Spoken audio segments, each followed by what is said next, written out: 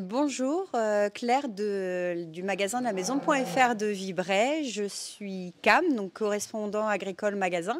Aujourd'hui, nous sommes chez un adhérent de la coopérative Agrial, Jérôme Rouleau, pour un problème de nuisibles. Bonjour Jérôme.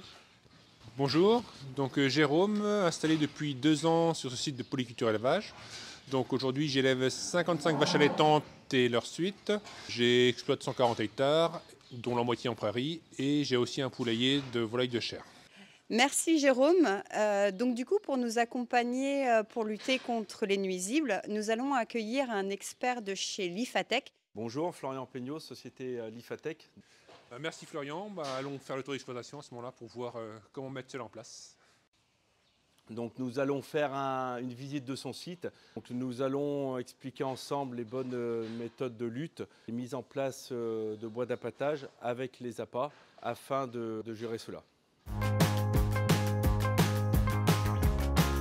Le rat a des crottes plutôt d'1 centimètre, comme un noyau d'olive à peu près, et les souris c'est comme une tête d'épingle, donc qui font quelques millimètres.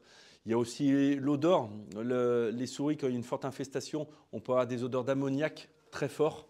Et au niveau aussi des passages, la souris laisse des petits trous dans les murs avec des traces de sébum, donc c'est-à-dire le gras des poils qui est imbibé sur les pierres lors des passages réguliers des rongeurs.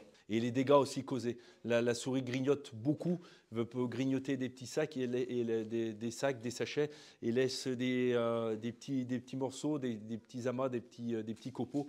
Tandis que le rat, en général, lui, quand il va grignoter, il va faire des trous plus gros au niveau des dégâts.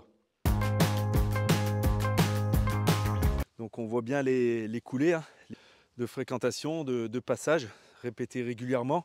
On voit bien aussi les terriers.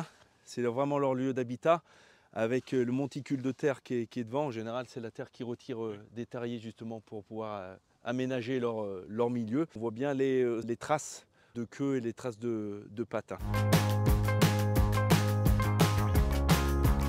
Donc maintenant, on va mettre ça en place avec des boîtes d'appâtage sécurisées. Donc avant tout, prévoir une paire de gants, éviter de prendre l'appât à main nue. Ensuite, au niveau des appâts, on a la broche. Donc une broche en métallique, on embroche les appâts dessus pour pouvoir les remettre dans la boîte. Ça évite que les rongeurs puissent emmener les appâts. Donc ça, c'est pour une question de sécurité et aussi d'appétence des appâts. Donc ça protège l'appât de l'humidité. Et ça va en intérieur, par exemple, aussi, ça va protéger l'appât de la poussière. Donc son appétence va être optimale pendant des semaines. Et après aussi, on peut mettre de l'appât dans les petites mangeurs qui sont prévus à cet effet. Donc pour le positionnement des postes, le plus important, c'est de le positionner comme ici, au niveau de la coulée, sur le passage répété des rongeurs. Un poste bien positionné, c'est un poste qui est à plat, donc c'est-à-dire qu'il n'y a pas de mouvement.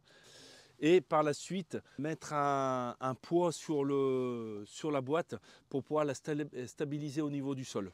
Donc merci Florian pour l'expertise et puis tout ce qui a été mis en place sur l'exploitation de Jérôme. Peux-tu nous expliquer maintenant qu'est-ce qui va suivre derrière? On a fait le plan de sanitation. Donc maintenant, en plan curatif, Jérôme va vérifier à peu près tous les 8 jours, voir les consommations dans les boîtes. Éventuellement changer quelques boîtes de place pour améliorer et peaufiner l'appâtage. Et nous, par la suite, on va se recontacter dans 4-5 mois pour voir ce que ça donne, faire un bilan de situation et puis pour voir si vous avez pu éradiquer complètement les rongeurs sur votre exploitation. Voilà. Merci beaucoup pour les conseils et puis il n'y a plus qu'à suivre pour optimiser tout ça. Il n'y a pas de souci.